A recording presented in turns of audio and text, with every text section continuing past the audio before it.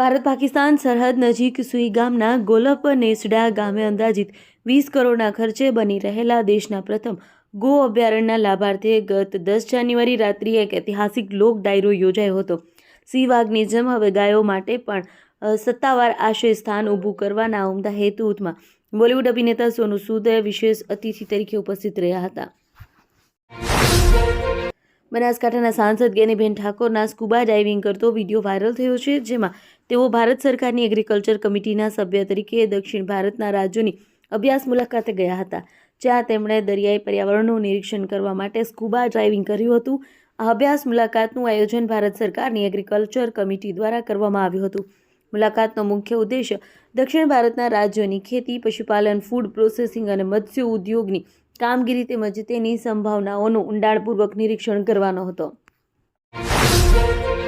થરાદ તાલુકાના જમડા ગામ તરફ જતા માર્ગ પર રોડ નિર્માણ કાર્ય ચાલી રહ્યું છે। આ દરમિયાન ડાયવર્ઝન અને ચેતવણી સૂચક બોર્ડના અભાવે એક ભેંસ ભરેલું પિકઅપ ડાલુ પલટી ગયું હતું। સદનસીબે આ ઘટનામાં કોઈ જાનહાની થઈ ન હતી, પરંતુ વાહનને નોંધપાત્ર નુકસાન થયું છે।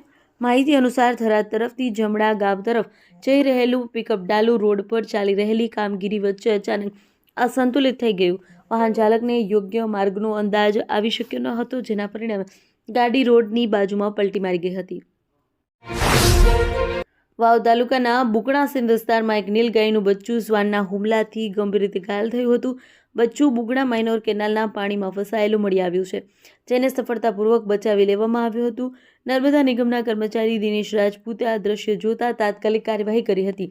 તેમણે પોતાના મિત્રોની મદદથી કેનાલમાં ઉતરી ઘાયલ બચ્ચાને સુરક્ષિત રીતે બહાર કાઢ્યું હતું।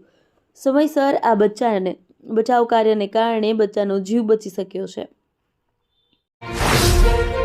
ઉત્તર ગુજરાતના વાવ-થરાદ જિલ્લા ખાતે આગામી 26 જાન્યુઆરીના રાજ્યકક્ષાના પ્રજાસત્તાક દિનની ઉજવણીની તડામાર તૈયારીઓ ચાલી રહી છે। વહીવટીતંત્ર દ્વારા આ કાર્યક્રમને સફળ બનાવવા માટે પૂરજોશમાં કામગીરી કરવામાં આવી રહી છે। આ ઉજવણીમાં એટ હોમ કાર્યક્રમ, સાંસ્કૃતિક કાર્યક્રમ અને મુખ્ય કાર્યક્રમોનો સમાવેશ થાય છે। મુખ્ય કાર્યક્રમ મલુપુર ખાતે યોજાશે, જેના માટે હાલમાં સમગ્ર તૈયારીઓ કરવામાં આવી રહી છે।